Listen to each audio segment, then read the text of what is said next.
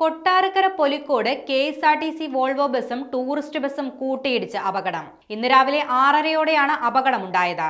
അപകടത്തിൽ KSRTC ബസ്സിലുണ്ടായിരുന്ന 6 പേർക്ക് പരിക്കേറ്റിട്ടുണ്ട്. KSRTC ബസ് ഡ്രൈവർക്കും പരിക്ക് പറ്റിയതായാണ് വിവരം. ആരുടെയും പരിക്കുകൾ ഗുരുതരമല്ലെന്നും പരിക്കുകൾ പറ്റിയ യാത്രക്കാരെ ആശുപത്രിയിൽ പ്രവേശിപ്പിച്ചതായും അധികൃതർ വ്യക്തമാക്കി. തിരുവനന്തപുരം ഭാഗത്തേക്ക് പോവുകയായിരുന്ന KSRTC വോൾവോ ബസ് ആനയുമായി പോവുകയായിരുന്ന ലോറിയെ മറികടക്കുന്നതിനിടെയാണ് എതിർദിശയിൽ വന്ന ടൂറിസ്റ്റ് ബസുമായി കൂട്ടിയിടിച്ചത്. പോത്തൻകോട് നിന്നും കോട്ടയത്തേക്ക് പോവുകയായിരുന്നു ടൂറിസ്റ്റ് ബസ്.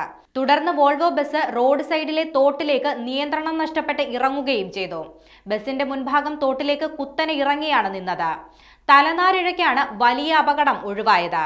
അപകടം നടക്കുന്ന സമയത്ത് ചെറിയ ചാറ്റൽ മഴ ഉണ്ടായിരുന്നതായും ഇതായിരിക്കാം ബസിന്റെ നിയന്ത്രണം നഷ്ടപ്പെടാൻ കാരണമായതെന്നുമാണ് ദൃക്സാക്ഷികൾ പറയുന്നത്. ഒരു 6:15 സംഭവം. ഒരു ആന വണ്ടി വന്നു, അതിന് ഓട്ടോ കയറി വന്നതാണ് ട്രാൻസ്പോർട്ട്.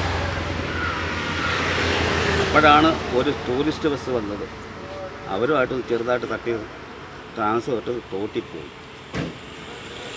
അതിനകത്ത് യാത്രക്കാരാണ് 6 പേരേ ഉള്ളായിരുന്നു.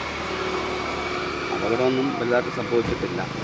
ഈ പറഞ്ഞ സംഭവം അറിയാനുള്ള സംഭവം ആനവണ്ടി അത് കോട്ട കയറി വന്ന ട്രാൻസ്ഫർ അതിന് ടൂറിസ്റ്റ് അങ്ങനെ സംഭവിച്ചത്.